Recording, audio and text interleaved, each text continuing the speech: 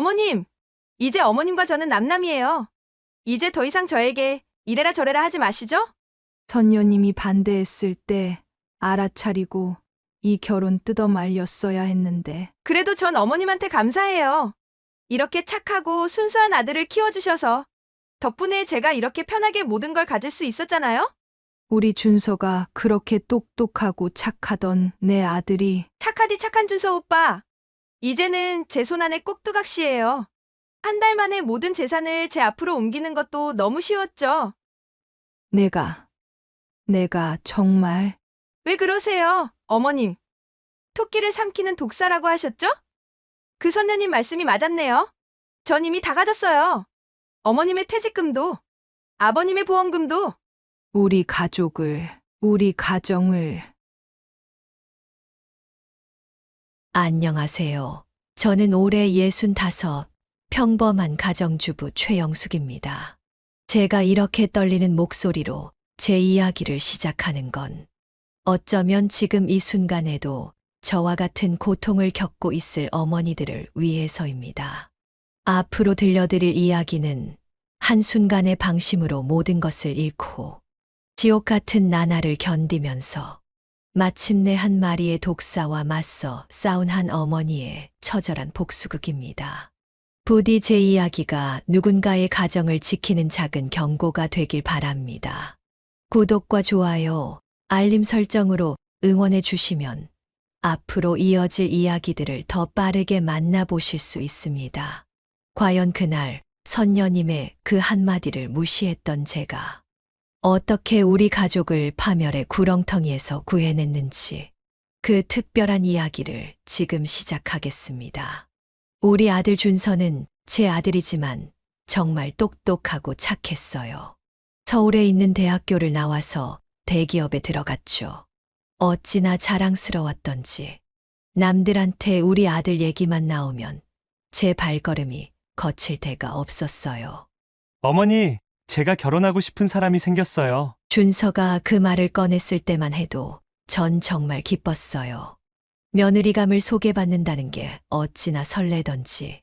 하지만 그 후 아들과 예비 며느리의 사주궁합을 본 날, 전 눈앞이 캄캄해졌어요. 산 속에 있다는 백년 선녀님을 찾아갔거든요. 산길을 30분이나 차 타고 올라가니까 묘한 기운이 감도는 집이 나타났어요.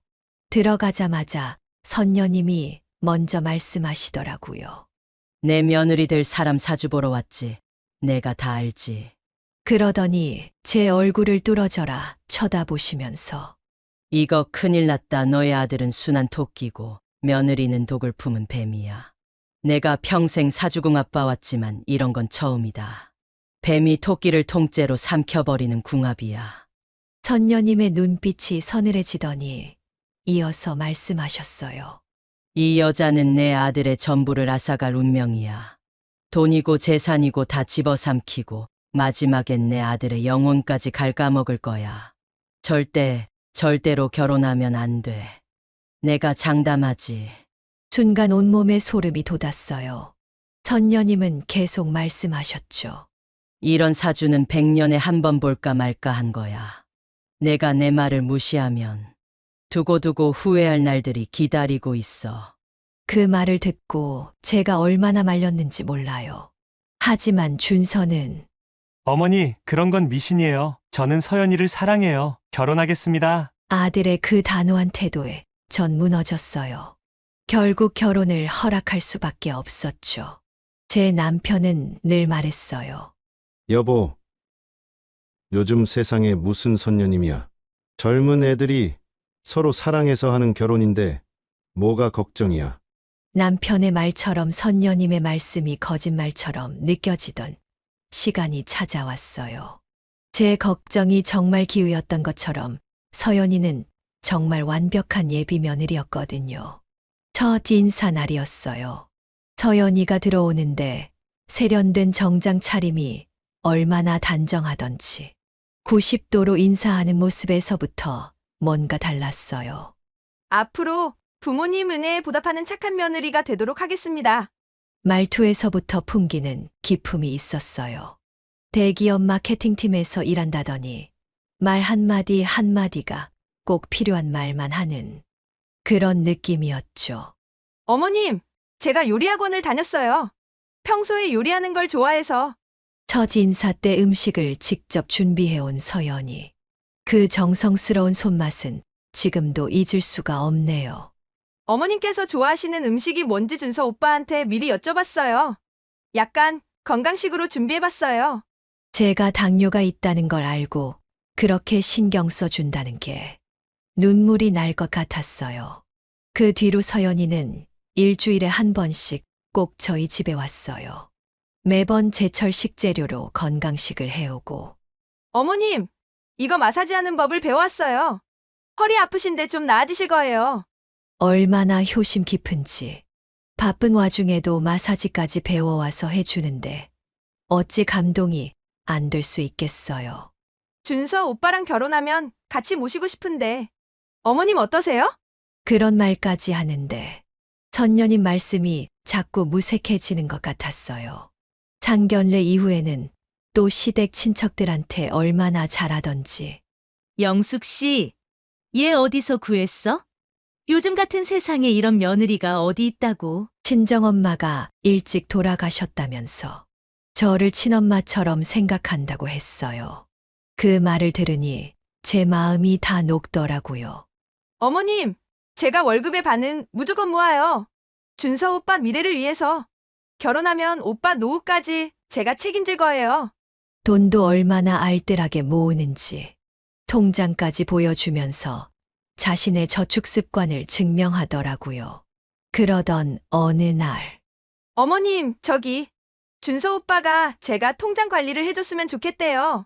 서로의 돈을 믿고 맡길 수 있어야 진정한 부부라고. 순간 등줄기가 서늘해졌어요. 선녀님의 말씀이 스치듯 지나갔죠. 하지만 이내 고개를 저었어요. 아니야. 이렇게 좋은 애가 설마. 오히려 제가 부끄러워졌어요. 이렇게 완벽한 며느리를 의심했다니. 결혼 준비 과정도 완벽했어요. 혼수, 예단 모두 서연이가 알아서 깔끔하게.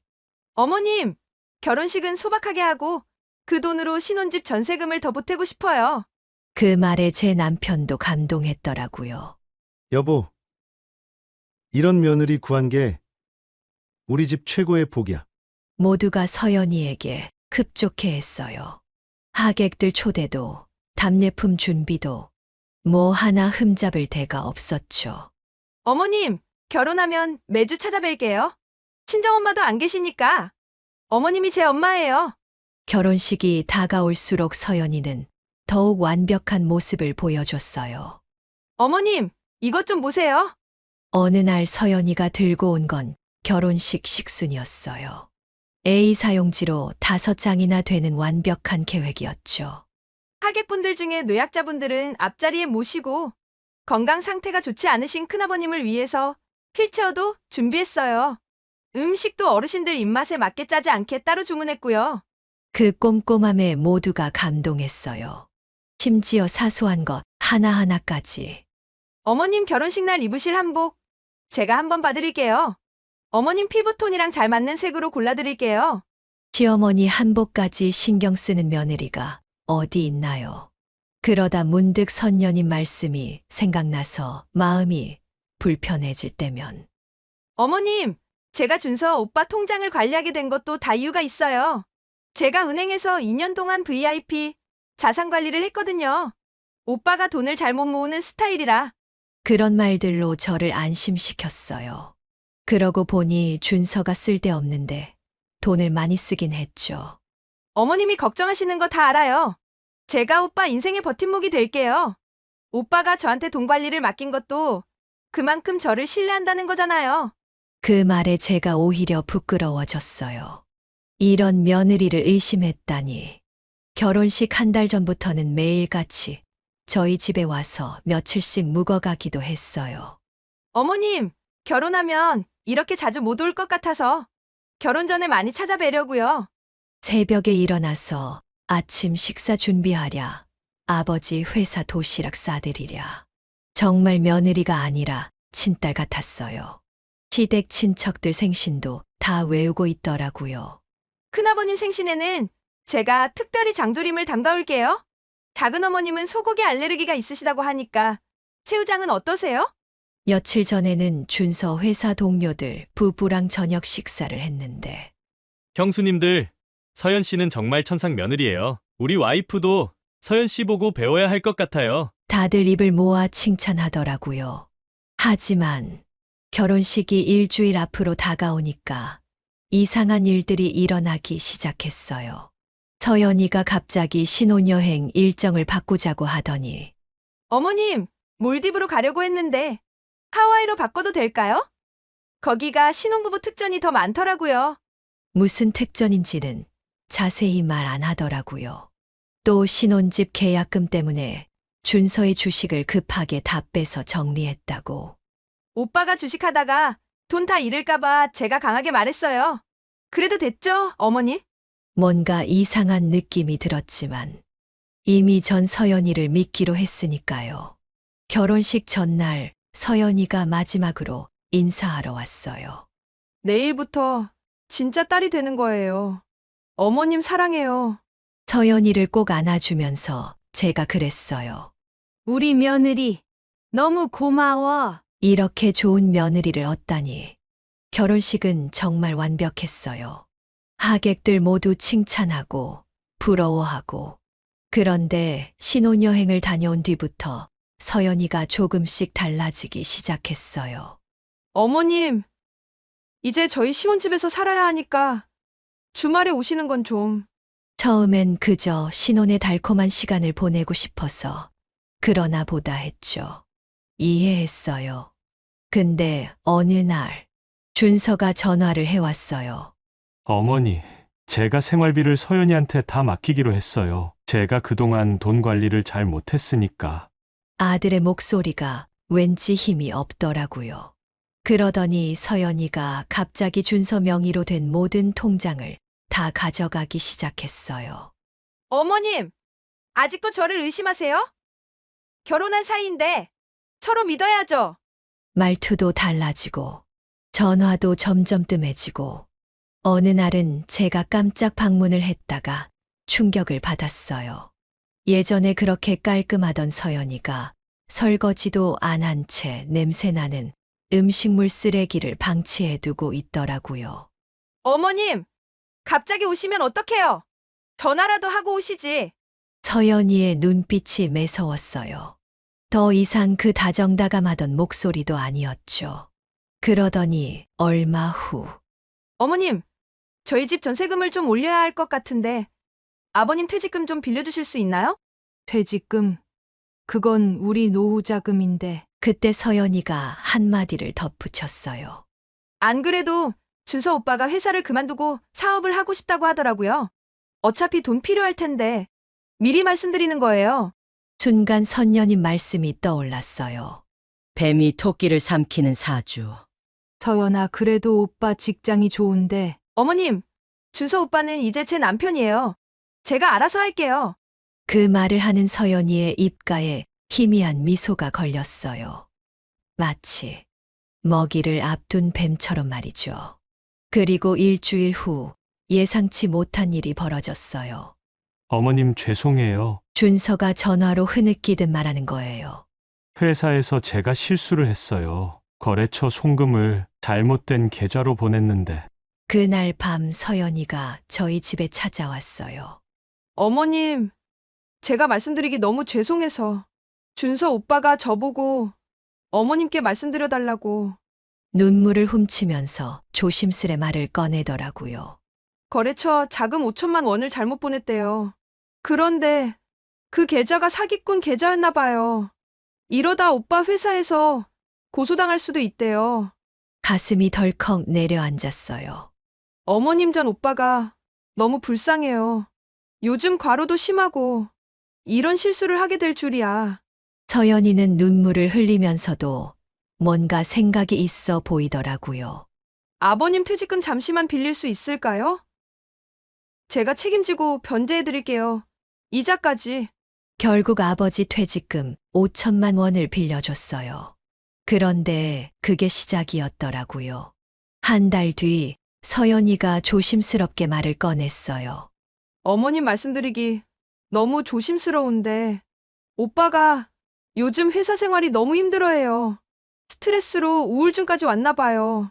우리 준서가 네, 그래서 오빠가 사업을 하고 싶다고 전 반대했는데 오빠가 너무 힘들어하니까 서연이의 표정이 너무 진심 어린 걱정으로 가득해서 제 마음도 약해졌어요. 사업하려면 아무래도 자금이 제가 그동안 모아둔 돈도 다 내놓기로 했어요.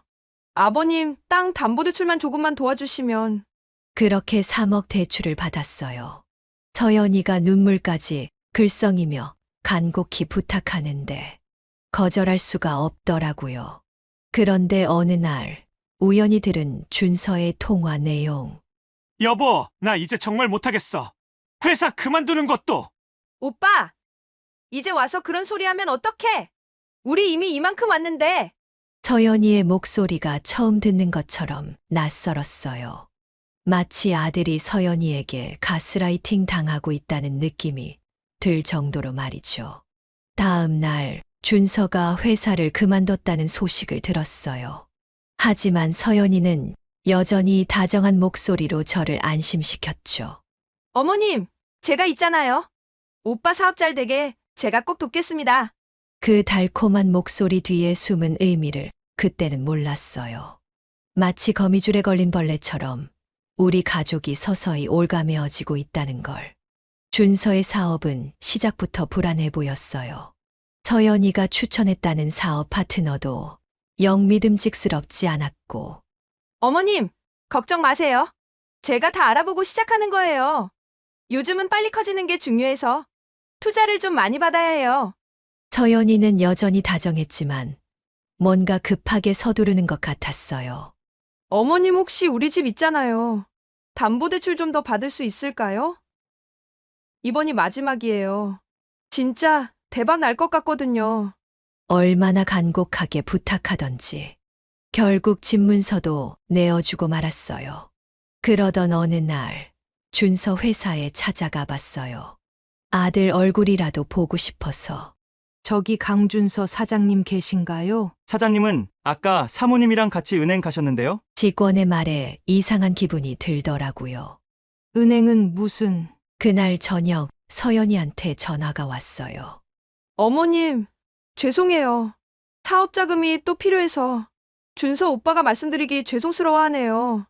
문득 오후에 본 광경이 떠올랐어요. 서연아 너희 오늘 은행 갔었니? 잠깐의 정적이 흘렀어요. 아, 네. 거래처랑 미팅이 있어서요. 은행 커피숍에서 만났어요. 뭔가 말이 앞뒤가 안 맞는 것 같았어요. 서연이에게 물어봤죠. 서연아 준서 통장은 다 어떻게 된 거니? 아, 그거요? 제가 회사 자금 관리를 맡았잖아요. 오빠가 실수할까봐 제 명의로 다 옮겼어요. 걱정 마세요, 어머님. 그 달콤한 목소리. 하지만 이제는 달리 들리더라고요. 서연아 그래도 그건 좀 어머님, 너무 걱정 마세요. 제가 다 알아서 할게요. 그나저나, 이번 주말에 집에 오실 거예요? 갑자기 화제를 돌리는 서연이. 응 가려고 했는데 아, 이번 주말에는 좀 곤란할 것 같아요. 오빠가 많이 예민해져서 자주 화내고 그래요. 어머님 보시면 너무 마음 아프실 것 같아서. 결국 발기를 돌렸어요. 그렇게 한 달이 지났을까. 어머님, 큰일 났어요. 거래처에서 갑자기 돈을 달라는데 이러다 오빠 감옥 가요. 또 눈물을 글썽이는 서연이. 이제는 그 눈물이 진짜인지 가짜인지 구별이 안 되더라고요. 아버님 땅 팔면 안 될까요? 이번만 넘기면 정말 대박 날 것 같은데. 그렇게 우리 가족의 마지막 재산마저 한밤중에 문득 잠이 깼어요.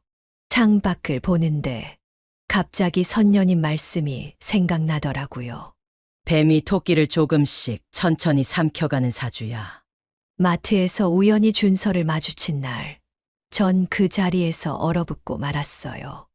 6개월 만에 보는 아들의 모습이 너무나 달라져 있었거든요. 양복을 빼입고 당당하던 아들은 온데간데 없고 구겨진 티셔츠에 덥수룩한 수염, 뼈만 앙상하게 남은 모습이었어요. 어머니. 아들은 저를 보자마자 도망치듯 고개를 돌렸어요. 하지만 전 봤어요. 아들의 손목에 난 시퍼런 멍을. 그날 밤 서연이가 보낸 문자를 읽으면서 온몸이 떨렸어요. 어머님, 오빠가 요즘 술을 너무 많이 마셔서 걱정이에요. 제가 잘 돌볼 테니 너무 신경 쓰지 마세요. 준서의 친구 민수가 찾아온 건 그로부터 일주일 뒤였어요. 민수의 눈빛이 심각해 보였죠. 어머니 준서가 이상해졌어요. 혼자서 중얼중얼대면서 다녀요. 친구 말로는 준서가 술만 마시면 다 내 잘못이야. 라는 말을 계속 되뇌인다고 해요. 그 당당하던 제 아들이 결국 몰래 준서 회사로 찾아갔어요. 하지만 그곳에서 들은 이야기는 더 끔찍했죠. 모든 거래처가 서연이 명의로 바뀌었고 회사 통장도 전부 서연이가 관리한다는 거예요. 준서는 이제 명목상 대표일 뿐. 사모님이 워낙 꼼꼼하셔서요. 이제는 모든 결제를 사모님 승인 없이는 못해요. 사무실 구석에 있는 준서의 책상은 먼지만 쌓여 있었어요. 그날 저녁 또다시 서연이한테서 전화가 왔어요. 이제는 그 달콤한 목소리가 독사의 혀처럼 느껴졌죠. 어머님 죄송한데 이번에 좀 큰일이 생겼어요. 합의금을 마련해야 하는데 전화를 끊고 아들에게 전화를 걸었어요. 쉬기 어린 목소리, 흐느끼는 소리, 그리고 갑자기 끊겨버린 통화. 창밖은 어느새 캄캄해져 있었어요. 그 어둠처럼 제 마음도 점점 깊은 절망으로 빠져들고 있었죠. 매일 밤 악몽을 꿨어요. 제 아들이 절벽 끝에 서 있는 꿈. 그리고 그 뒤에서 검은 뱀이 아들을 휘감고 있는 모습. 우리 준서가 처음 서연이를 소개하던 날이 떠올랐어요. 그때는 몰랐죠. 제 아들의 인생이 이렇게 무너져 내릴 줄은. 머릿속에서 선녀님의 말씀이 메아리처럼 울렸어요. 독을 품은 뱀이 토끼를 서서히 감아올 거야. 밤하늘을 보며 눈물을 흘렸어요. 우리 아들을. 그렇게 똑똑하고 착하던 우리 준서를. 제가 구해내지 못했다는 자책감에 가슴이 찢어질 것 같았어요. 그날은 비가 많이 오는 날이었어요. 창밖으로 빗소리만 들리던 그때 갑자기 현관문을 두드리는 소리가 들렸어요. 문을 열었더니 온몸이 흠뻑 젖은 준서가 서 있었어요. 얼굴은 핏기 하나 없이 창백했고 눈은 초점을 잃은 채. 어머니 제가 다 망쳤어요. 그 말 한마디를 남기고 준서는 현관에 그대로 쓰러졌어요. 119를 부르고 응급실로 실려가는 동안 아들의 주머니에서 병원 처방전이 나왔어요. 우울증과 불면증, 그리고 자살 충동 증세. 병원에 누워있는 아들의 모습을 보는데 가슴이 찢어질 것 같았어요. 링거 바늘이 꽂힌 팔에는 시퍼런 멍이 가득했고 손목에는 희미한 자의 흔적까지. 1시간쯤 지났을까. 서연이가 병원에 도착했어요. 오빠, 정신 차려봐. 이제 어쩌자는 거야? 서연이의 목소리에서 더 이상 애틋함은 찾아볼 수 없었어요. 차갑고 날카로운 말투. 의사 선생님께 들은 이야기는 더 충격적이었어요. 준서가 이미 3번이나 자살을 시도했다는 거예요. 그것도 전부 수면제를. 담당 간호사가 제게 작은 쪽지를 건네줬어요. 준서가 의식을 잃기 전에 써놓은 거라고. 어머니, 아버지 죄송합니다. 이제는 견딜 수가 없어요. 그리고 그날 밤 서연이가 보낸 문자 한 통이 제 가슴을 더욱 무겁게 만들었어요. 어머님, 이제 어떡하죠? 병원비도 없는데. 며칠 뒤 집으로 배달된 우편물을 보고 눈앞이 캄캄해졌어요. 서연이 명의로 된 새 등기부등본. 아들 명의의 모든 재산이 서연이에게로 넘어가 있었어요. 남편은 그 충격에 쓰러져 병원에 입원했고 저는 매일 밤 악몽에 시달렸어요. 꿈에서 본 건 선녀님이었어요. 내가 말했잖아. 뱀은 토끼를 절대 놓아주지 않을 거라고. 그렇게 우리 가정은 완전히 무너져 내렸어요. 퇴원한 준서는 더 이상 예전에 그 당당하던 아들이 아니었죠. 그저 빈 껍데기만 남은 영혼 없는 사람처럼 변해버렸어요. 매일 밤 귓가에 들리는 준서의 흐느낌, 그리고 현관문 밖에서 들리는 서연이의 차가운 발걸음 소리. 이제 우리 가족에겐 그 어떤 희망도 보이지 않았어요. 창가에 서서 내리는 비를 바라보며 생각했어요. 이대로 모든 걸 포기해야 하나. 하지만 그때는 몰랐죠. 이 끔찍한 시간이 끝나고 나면 더 큰 폭풍이 우리를 기다리고 있다는 걸. 옛날의 준서로 돌아갈 수 있다면, 그 따뜻하고 밝았던 우리 아들로 돌아갈 수만 있다면, 전 무슨 일이든 할 수 있을 것 같았어요. 매일 밤 잠들기 전 준서의 어린 시절 사진을 보며 눈물을 흘렸어요. 대학교 합격 발표 날 얼마나 자랑스러웠었는지. 첫 월급을 받아와서 환하게 웃던 그날은 또 얼마나 행복했는지. 이제 그 모든 게 꿈처럼 멀어져 버렸어요.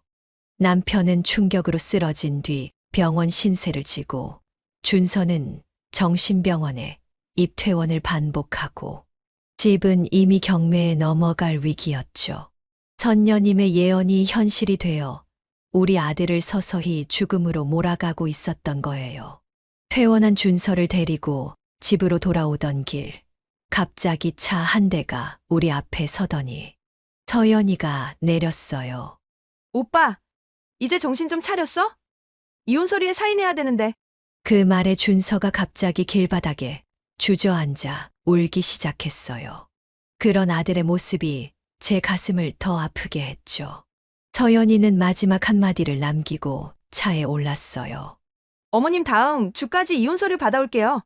아, 그리고 병원비 독촉장이 또 왔더라고요.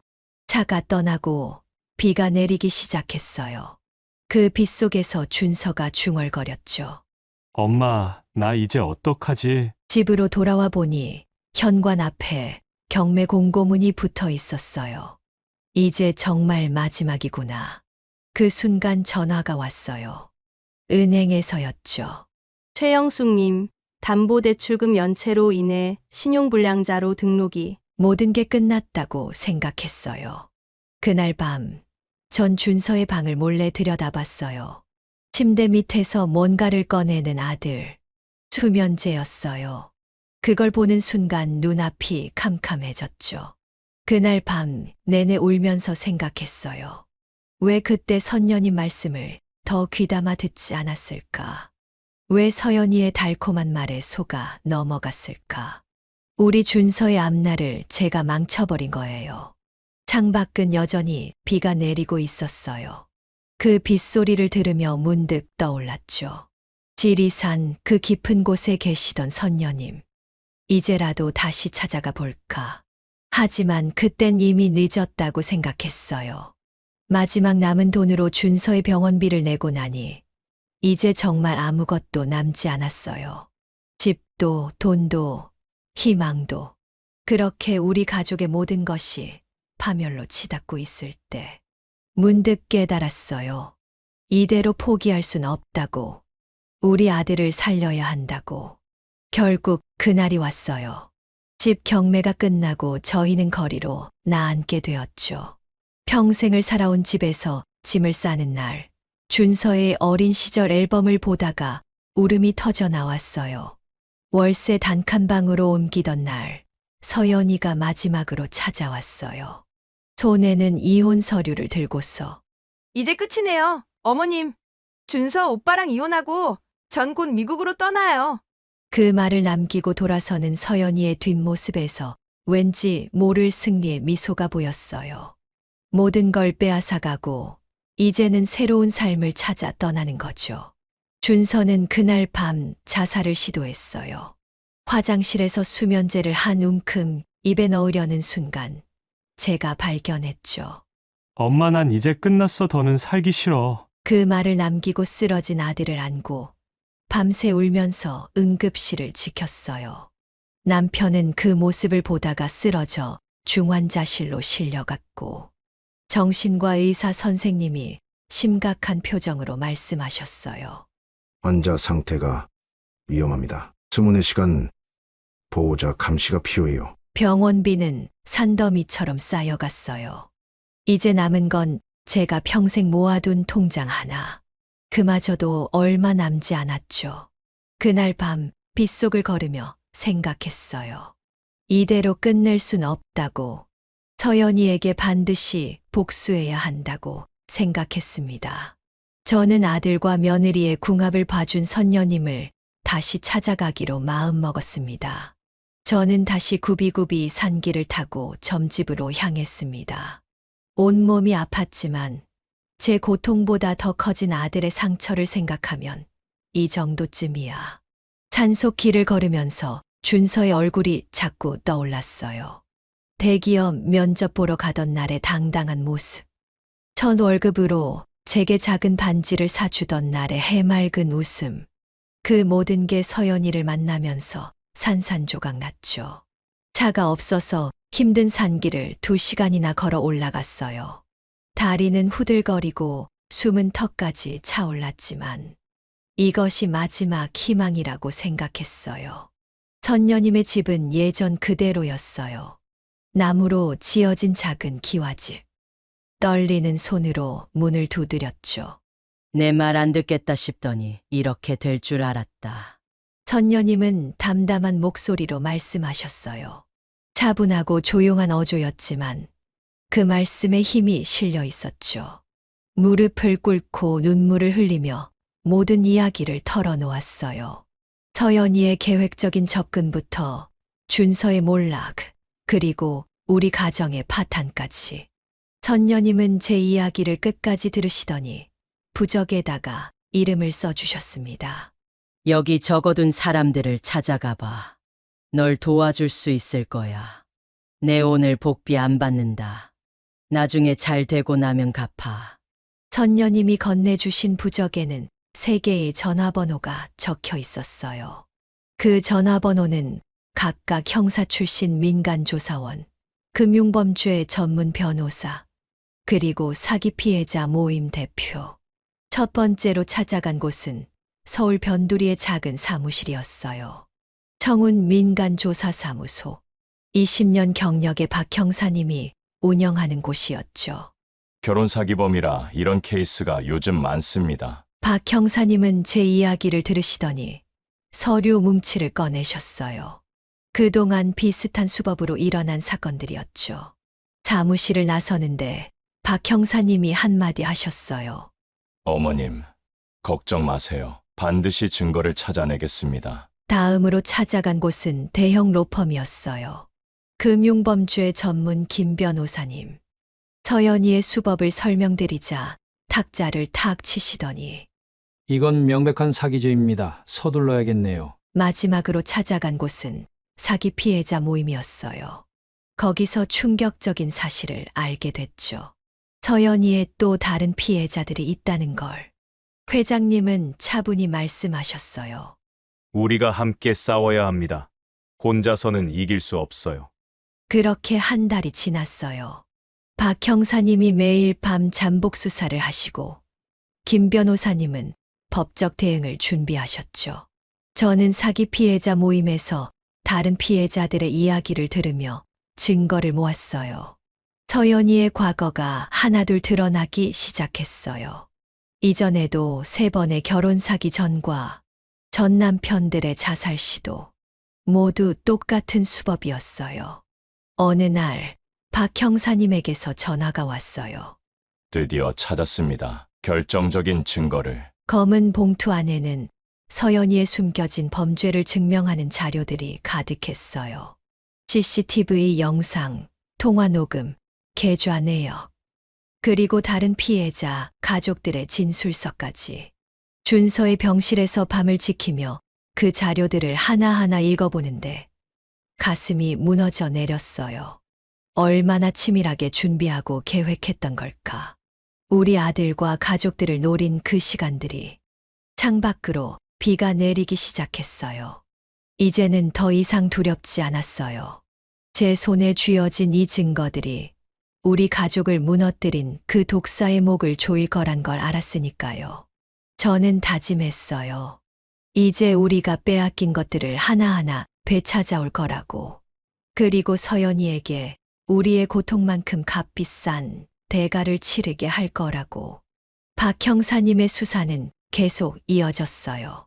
서연이의 과거를 파헤칠수록 더 충격적인 사실들이 드러났죠. 그동안 서연이가 만든 피해자가 우리뿐만이 아니었어요. 경기도의 한 시골 마을. 그곳에서 서연이의 첫 번째 결혼 사기 피해자를 만났어요. 폐지를 줍는 노부부. 한때는 꽤 큰 농장을 하셨다고 해요. 우리 아들도 똑같았어요. 한 달 만에 모든 재산을 잃고.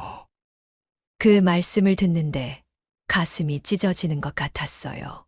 노부부의 아들은 결국 극단적인 선택을 했다고 해요. 서연이의 진짜 이름도 찾아냈어요.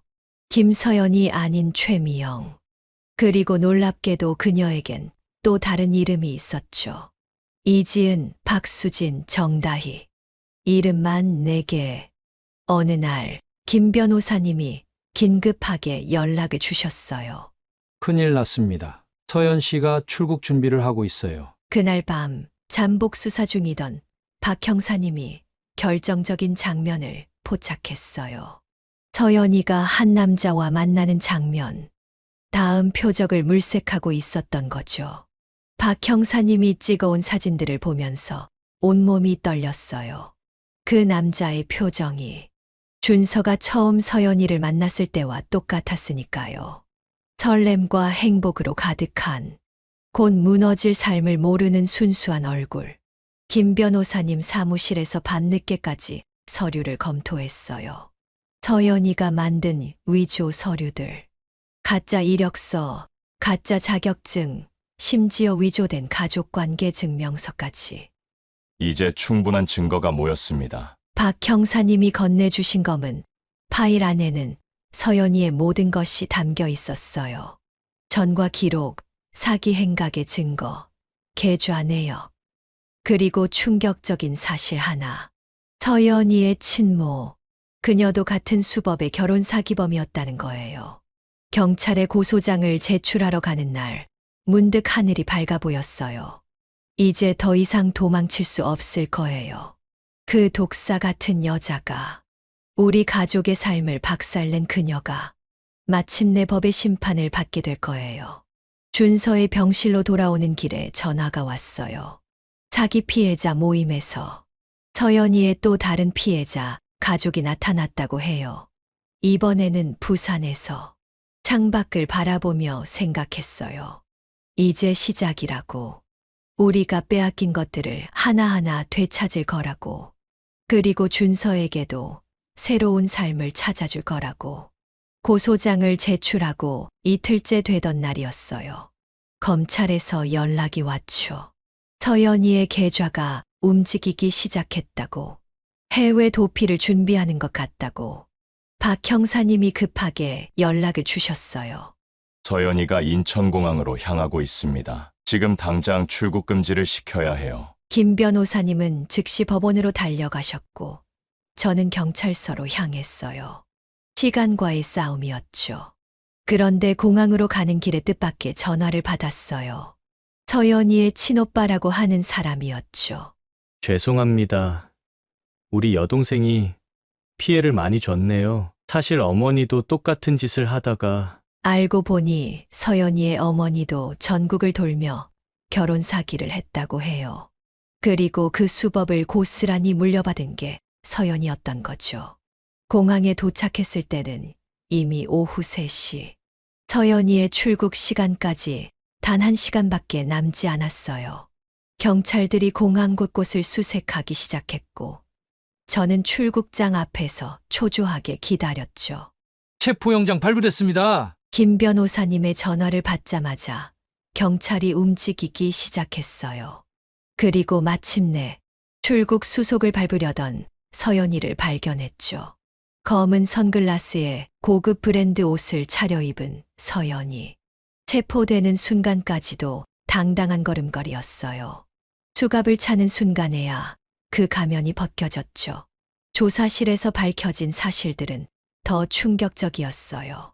서연이가 가지고 있던 여권이 3개, 각각 다른 이름으로 된, 그리고 해외 계좌에 숨겨둔 수십억 원의 자금, 준서의 통장에서 빼돌린 돈은 물론이고 다른 피해자들의 재산까지 모두 차곡차곡 모아둔 거예요.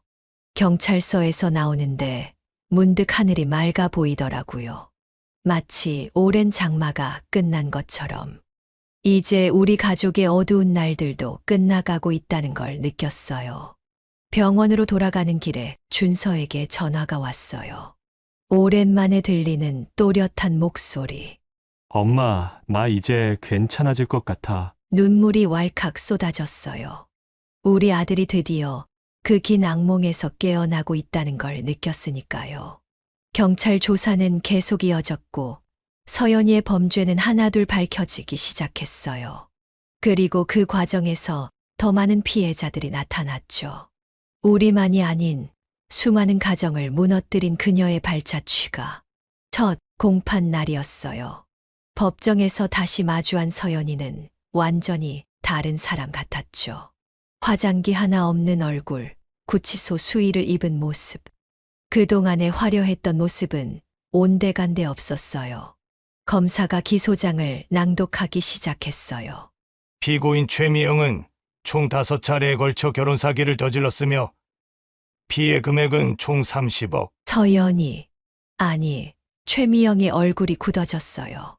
그동안 숨겨왔던 모든 범죄가 하나둘 드러나고 있었으니까요.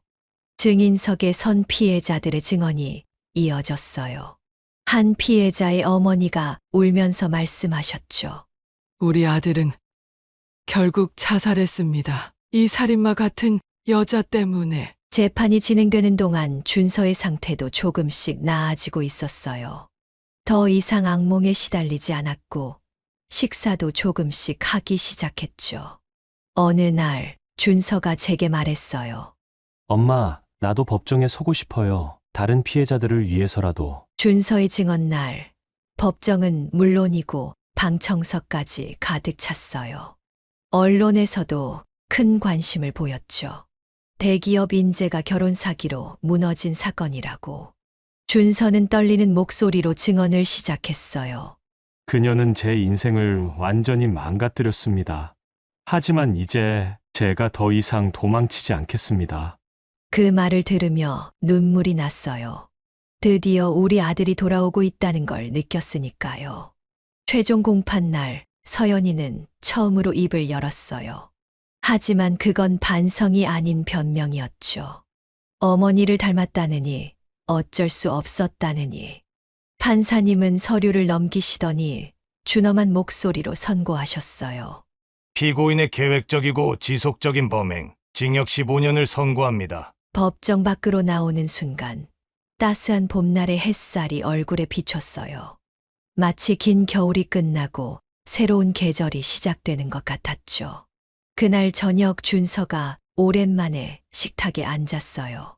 아버지는 여전히 병원에 계셨지만 우리 가족은 조금씩 일상을 되찾아가고 있었죠.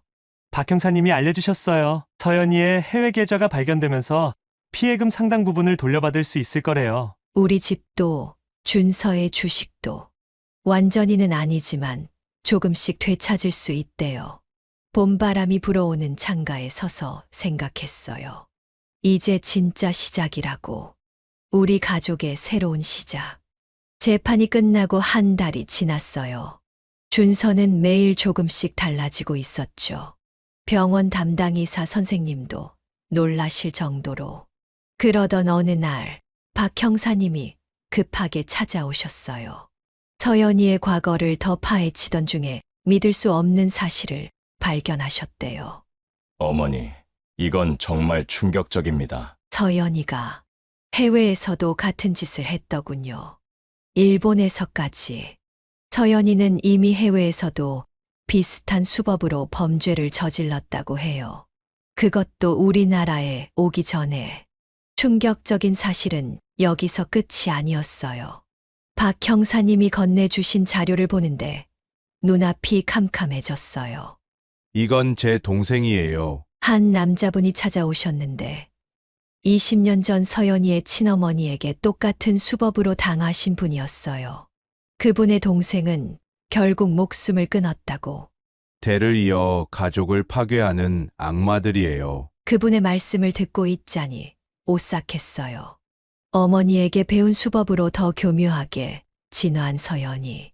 그리고 그 뒤에 숨겨진 또 다른 피해자들. 준서는 이런 이야기를 들으면서도 이제 더 이상 흔들리지 않았어요. 오히려 다른 피해자들을 돕겠다고 나섰죠. 엄마, 나 사기 피해자 모임에서 상담 봉사할래요. 매주 토요일 준서는 피해자 가족들을 만나 이야기를 나눴어요. 자신의 경험을 털어놓으면서 같은 아픔을 가진 사람들을 위로했죠. 검찰에서도 새로운 수사가 시작됐어요. 서연이의 해외 범죄에 대한, 그리고 그 과정에서 숨겨진 계좌들이 하나둘 발견되기 시작했어요. 어느 날은 준서가 집에 돌아와서 처음으로 웃음을 보였어요. 피해자 모임에서 만난 분들과 함께 등산을 다녀왔다면서 아버지도 조금씩 건강을 되찾으셨어요. 병원 재활 치료를 받으시면서 서서히 일상으로 돌아오고 계셨죠. 우리 가족의 상처는 아직 완전히 아물지 않았어요. 하지만 이제는 알아요. 이 상처를 통해 우리가 더 강해졌다는 걸. 그리고 앞으로도 서로를 의지하며 이겨낼 수 있다는 걸. 검찰 조사실에서 새롭게 밝혀지는 서연이의 범죄 기록들. 그건 마치 끝없는 악몽 같았어요. 하지만 이제 우리는 그 악몽에서 깨어나고 있었죠. 법원에서 추징금 판결이 나고 은닉 재산이 하나둘 발견되면서 피해자들에게 돌아갈 희망도 생겼어요. 완전한 회복은 아니지만 새로운 시작을 위한 작은 씨앗이 되어 주었죠. 창밖으로 단풍잎이 떨어지는 걸 보며 생각했어요. 우리도 저 낙엽처럼 한때는 무너졌지만 이제 새로운 봄을 기다릴 수 있다고. 검찰의 본격적인 재산 추적이 시작된 건 겨울이 시작될 무렵이었어요. 서연이가 해외로 빼돌린 자금의 흐름을 하나하나 추적하기 시작했죠. 김 변호사님이 기쁜 소식을 전해주셨어요. 어머님, 싱가포르에서도 최미영 명의의 계좌를 발견했습니다. 금액이 3억이 넘어요. 그동안 서연이가 차곡차곡 모아둔 돈이었어요. 우리 준서의 재산은 물론이고 다른 피해자들의 재산까지 한꺼번에 발견된 거죠. 변호사 사무실에서 피해자들이 한자리에 모였어요. 다들 지친 표정이었지만 눈빛만은 달라져 있었죠. 한 피해자 어머님이 말씀하셨어요. 이제야 숨을 쉴 것 같아요. 검찰의 수사는 계속 이어졌고 마카오에서도 서연이의 계좌가 발견됐어요. 그리고 국내 증권 계좌에 숨겨둔 주식들까지. 재산을 되찾는 과정은 쉽지 않았어요. 하지만 이상하게도 마음은 편했죠. 이제 우리 편에 든든한 지원군이 있다는 걸 알았으니까요. 준서도 조금씩 변하고 있었어요. 매일 아침 일찍 일어나 산책을 다녀오고 점심엔 피해자 모임에서 상담을 하고 퇴근 무렵엔 아버지 병원에 들러 재활치료를 도와드리고 어느 날 준서가 저녁 식사 자리에서 조심스럽게 말을 꺼냈어요. 엄마, 나 다시 일하고 싶어요. 이번엔 제대로. 그 말이 얼마나 반갑던지 퇴사했던 회사에서도 준서를 다시 부르고 싶어 했대요. 워낙 실력 있는 직원이었으니까. 검찰에서 연락이 왔어요. 서연이의 범죄 수익을 환수하는 절차가 시작됐다고. 우리가 잃어버린 집도 땅도 조금씩 되찾을 수 있을 거래요. 아버지는 그 소식을 듣고 처음으로 환하게 웃으셨어요. 재활병원 복도를 혼자서 걸으시면서 봄이 오려나 봐요. 창밖에 나무들이 조금씩 새싹을 틔우기 시작했어요. 우리 가족의 삶도 그렇게 조금씩 새로워지고 있었죠. 박 형사님이 마지막으로 한 말씀을 해주셨어요. 이제 정말 끝이 보입니다. 조금만 더 힘내세요. 맞아요. 이제 진짜 끝이 보여요. 그동안 우리가 잃어버린 것들이 하나둘 돌아오고 있으니까요. 우리 집 거실에 오랜만에 가족 사진을 걸었어요. 준서의 대학 졸업식 때 찍은 사진이에요. 그때처럼 다시 행복한 미소를 되찾을 수 있을 거예요. 매일 밤 잠들기 전에 감사 기도를 드려요. 우리 가족을 도와주신 모든 분들께, 그리고 이 시련을 이겨낼 수 있게 해주신 하늘에. 교도소에서 연락이 왔어요. 서연이가 면회를 신청했다고. 처음엔 거절하려 했지만 김 변호사님의 조언으로 가기로 했어요. 차가운 면회실. 철창 너머로 본 서연이는 완전히 다른 사람이 되어 있었어요. 화장기 없는 얼굴, 수감복. 그리고 무엇보다 달라진 건 그 눈빛이었죠. 어머님, 제가 잘못했어요. 이제야 제 죄를 깨달았어요. 하지만 전 더 이상 그 거짓된 눈물에 속지 않았어요. 얼마 지나지 않아 알게 된 사실. 서연이는 교도소에서도 다른 재소자들을 상대로 사기 행각을 벌이고 있었더라고요.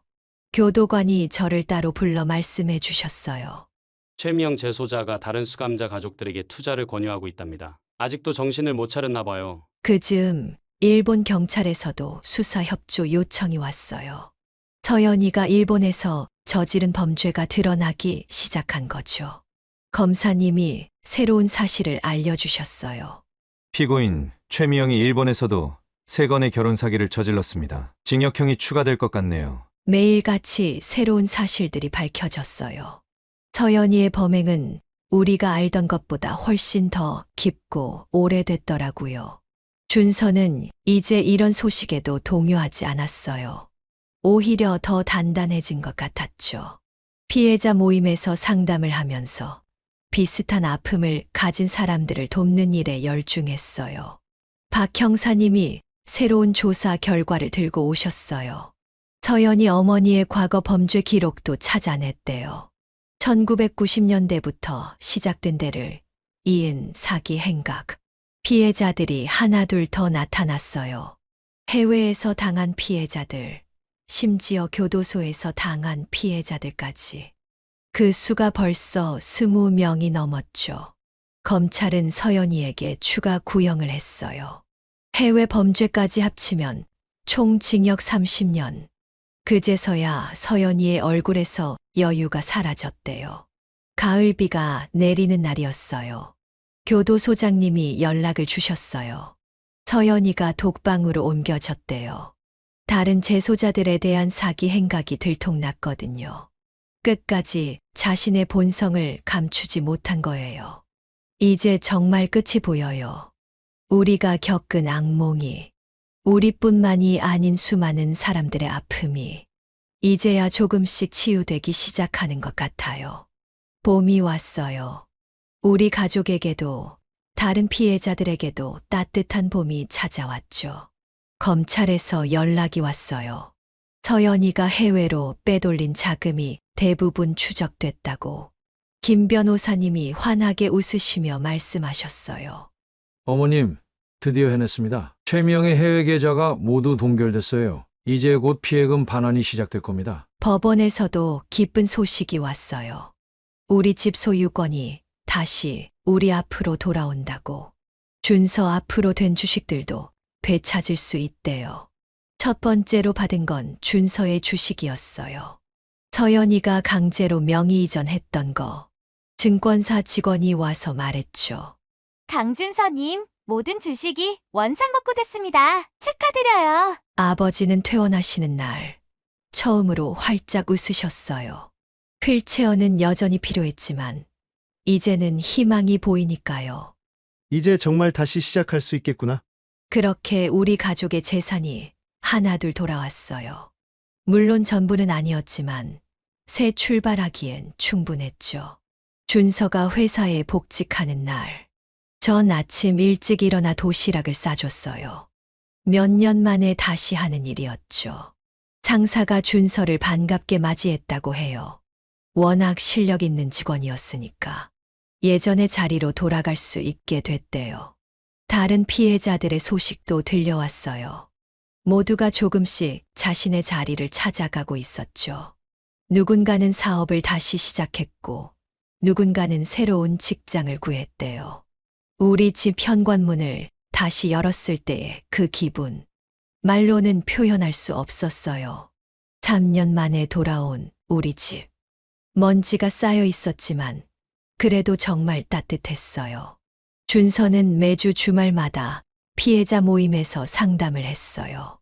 자신의 경험을 나누면서 다른 피해자들에게 희망을 주고 있었죠.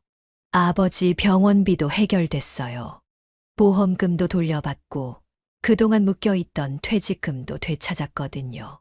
이제 재활치료에만 전념하실 수 있게 됐죠. 봄날의 햇살이 창가에 비치는 걸 보며 생각했어요. 우리가 잃어버린 건 단순히 재산만이 아니었다는 걸. 하지만 이제 우리는 돈보다 더 소중한 걸 되찾았어요. 가족의 신뢰, 그리고 서로에 대한 사랑. 저녁 식사 시간, 오랜만에 가족이 모두 모였어요. 아버지는 휠체어에 앉아 계셨지만 준서는 회사 이야기를 신나게 하고 그렇게 우리의 일상이 조금씩 돌아오고 있었어요. 1년이 지났어요. 그동안 많은 것이 달라졌죠. 준서는 회사에서 승진도 했고 아버지는 이제 지팡이만 있으면 혼자서도 걸으실 수 있게 되셨어요. 어느 날 준서가 조심스럽게 말을 꺼냈어요. 엄마, 제가 결혼상담소에 다니기 시작했어요. 순간 가슴이 철렁 내려앉았어요. 하지만 준서의 표정은 달랐어요.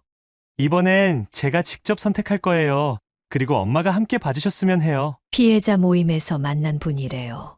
그분도 결혼 사기를 당한 피해자. 서로의 아픔을 누구보다 잘 이해할 수 있는 사람이었죠. 김 변호사님이 연락을 주셨어요. 일본에서 마지막 숨겨진 재산까지 찾아냈다고. 이제 정말 모든 게 끝나가고 있었어요. 어머님, 이제 정말 새로운 시작을 하실 수 있겠네요. 피해자 모임도 달라졌어요. 이제는 단순히 피해 사례를 나누는 것을 넘어서 서로에게 새로운 희망이 되어주고 있었죠. 누군가는 결혼을 하고 누군가는 사업을 다시 시작하고 준서가 시작한 상담 봉사는 이제 정기적인 프로그램이 됐어요. 다른 회사 동료들도 함께 참여하면서 점점 더 큰 도움의 손길이 되어가고 있었죠. 박 형사님이 새로운 소식을 전해주셨어요. 서연이의 공범들이 추가로 검거됐대요. 그동안 그녀의 뒤에서 도움을 준 사람들. 이제는 모두 법의 심판을 받게 될 거예요. 아버지는 요즘 매일 아침 공원을 산책하세요. 처음에는 제가 부축해드렸는데 이제는 혼자서도 거뜬하시죠. 걸으시면서 마주치는 이웃들과 인사도 나누시고 우리 가족의 이야기가 언론에 소개되면서 많은 분들이 연락을 주셨어요. 비슷한 일을 겪은 분들. 그분들에게 우리의 이야기가 작은 희망이 됐나 봐요. 준서가 소개한 그분을 처음 만난 날, 전 그분의 눈빛을 보고 알 수 있었어요. 이제는 진짜 사랑을 할 준비가 된 우리 아들의 모습을. 매일 저녁, 우리 가족은 함께 저녁을 먹어요. 밥을 먹으면서 서로의 하루를 이야기하고, 때론 웃고, 때론 걱정도 나누죠. 이런 평범한 일상이 얼마나 소중한지 이제야 알 것 같아요. 창밖에는 벚꽃이 흩날리고 있어요. 이제는 그 꽃잎들이 예쁘기만 해요. 더 이상 불안하지도 두렵지도 않아요. 우리 가족이 함께라면 어떤 어려움도 이겨낼 수 있다는 걸 알게 됐으니까요. 그날은 준서의 결혼식 날이었습니다. 2년 전 그 끔찍했던 악몽 같은 결혼식과는 전혀 다른 모습이죠. 예식장 대기실에서 준서가 떨리는 목소리로 말했어요. 엄마, 이번엔 제가 제대로 된 선택을 했죠. 이번 며느리는 달라요. 서연이처럼 화려하진 않지만 눈빛이 맑고 따뜻해요. 피해자 모임에서 만난 은주. 서로의 상처를 보듬어주며 치유해온 사람이에요.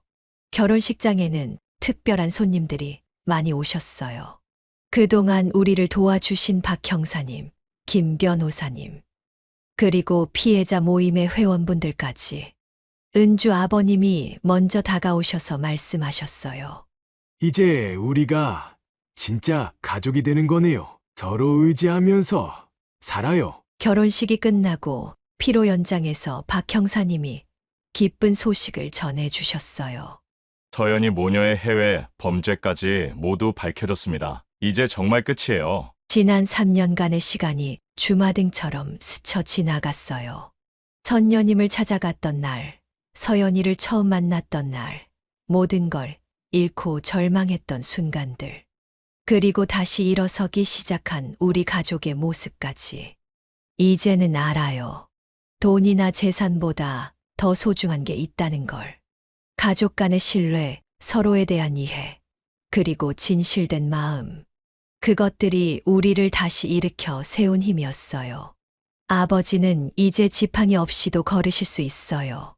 준서는 회사에서 팀장이 됐고, 은주는 상담 심리학을 공부하면서 피해자들을 돕고 있죠.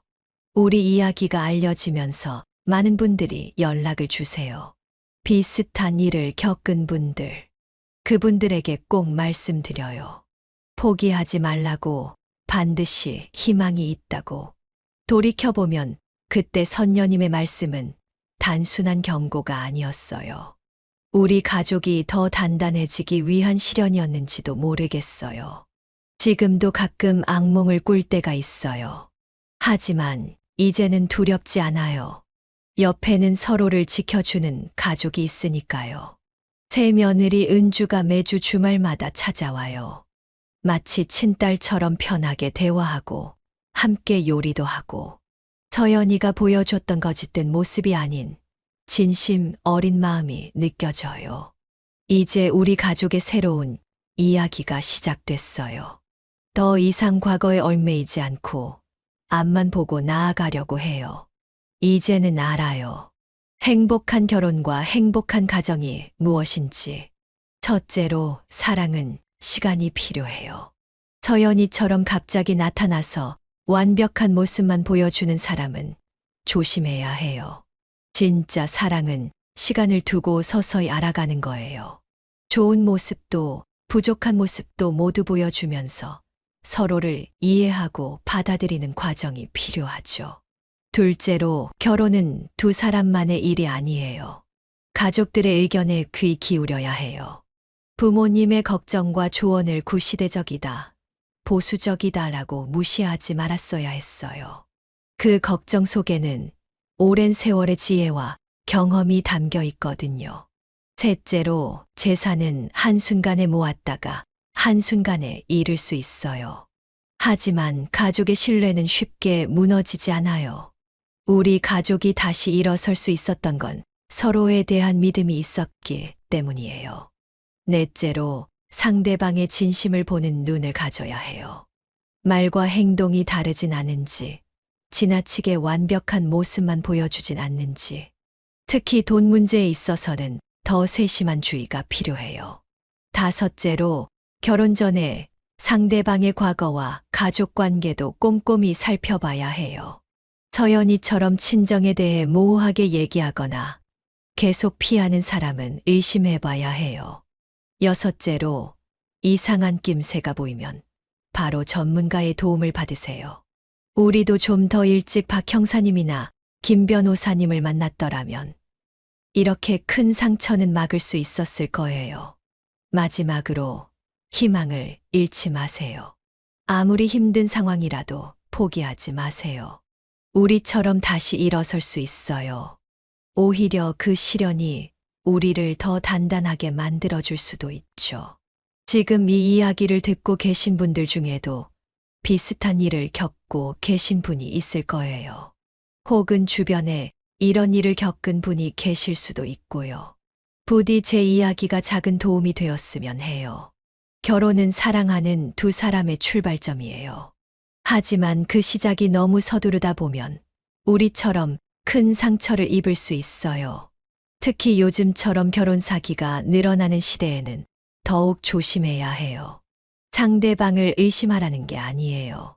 다만 진실된 사랑은 시간이 필요하다는 걸 알아주셨으면 해요. 서로를 충분히 이해하고 가족들의 의견도 경청하고 때로는 전문가의 조언도 구하면서 그렇게 신중하게 준비해 나가는 게 필요해요. 우리 가족의 이야기가 여러분에게 작은 이정표가 되길 바랍니다. 그리고 지금 힘든 시간을 보내고 계신 분들께 꼭 전하고 싶어요. 포기하지 마세요. 반드시 희망이 있어요. 우리처럼 다시 시작할 수 있어요. 여러분의 가정에 항상 행복과 사랑이 가득하기를 기도하겠습니다. 여기까지 인생의 후반부를 이야기하다 지혜 사연이었습니다. 영숙 씨의 이야기가 감명 깊으셨다면 구독, 좋아요, 알림 설정, 댓글까지 부탁드리겠습니다. 긴 이야기 들어주셔서 진심으로 감사합니다.